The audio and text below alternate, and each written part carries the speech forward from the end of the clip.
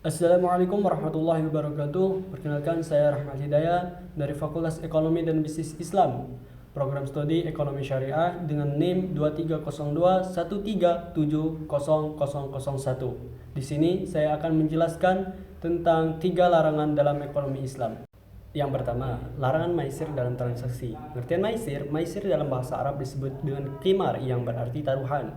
Maisir yakni mengharapkan sesuatu yang berharga dengan mudah tanpa adanya tanggung jawab, yakni melalui permainan peluang.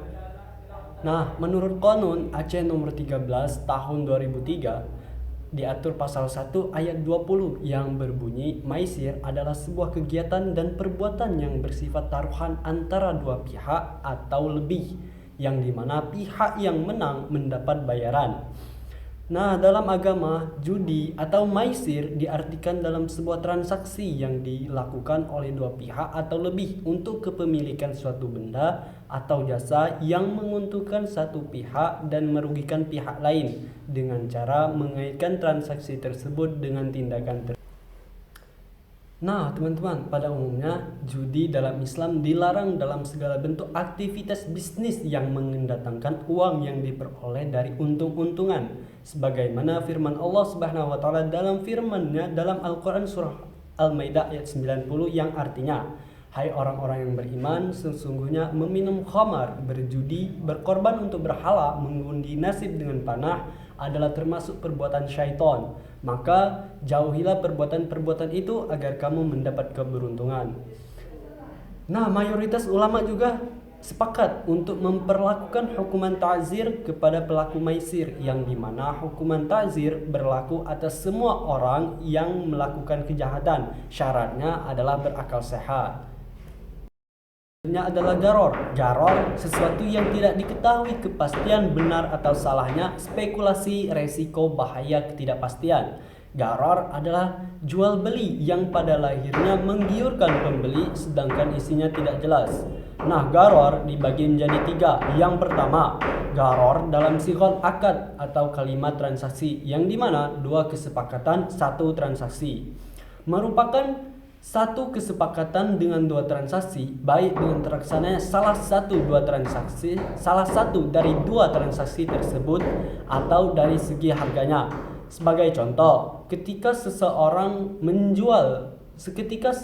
penjual mengatakan, saya jual komoditas ini kepada Anda seharga 100 secara tunai dan 110 dengan cara kredit. Kemudian si pembeli menjawab, saya terima, tetapi si pembeli tidak menentukan akad kesepakatan harga mana yang ia pilih untuk dibeli, yang semestinya salah satu dari kedua kesepakatan tersebut harus diputuskan oleh si pembeli.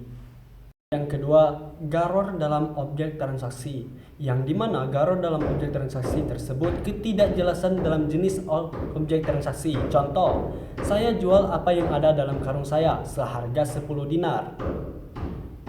Contoh tersebut menunjukkan bahwa apa yang ada di dalam karung tersebut sangat tidak jelas, entah itu apa. Yang ketiga, garor yang diperdebatkan ulama, yakni garor yang kadangkala dimasukkan dalam kelompok pertama haram dan kadangkala dimasukkan pada kelompok kedua boleh. Misalnya, jual beli barang sedang tidak berada di hadapan pelaku transaksi, bai al-ghaib, dan jual beli barang yang belum berada di tangan si penjual. Selanjutnya ada riba. Riba berarti pengambilan tambahan dari harta pokok atau modal secara batil. Maksudnya, tambahan kuantitas dalam penjualan aset yang tidak boleh dilakukan dengan perbedaan kuantitas. Tambahan dalam utang yang harus dibayar karena tertunda pembayarannya. Nah, riba ada 2. Yang pertama, riba nasi'ah, yang mana riba nasi'ah bermakna menunda, menangguhkan, menunggu, atau merujuk pada tambahan waktu yang diberikan kepada peminjam untuk membayar kembali pinjamannya dengan memberikan tambahan atau nilai lebih. Dengan demikian, bisa dikatakan bahwa riba nasi'ah sama atau identik dengan bunga atas pinjamannya.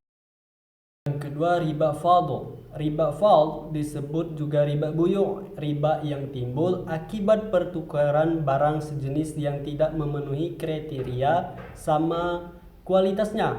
Mislan bin mislin sama kuantitasnya, sawaan bin sawa'in. Untuk dasar hukumnya sudah jelas, yang dimana dalam firman Allah Subhanahu wa taala yang artinya, hai orang-orang yang beriman, janganlah kamu memakan riba dengan berlipat ganda, dan bertakwalah kamu kepada Allah Subhanahu wa taala supaya kamu mendapat keberuntungan.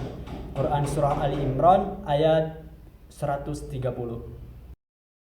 Baik, itulah penjelasan dari saya mengenai 3 larangan dalam ekonomi Islam. Semoga bermanfaat bagi teman-teman dan terutama bagi saya sendiri.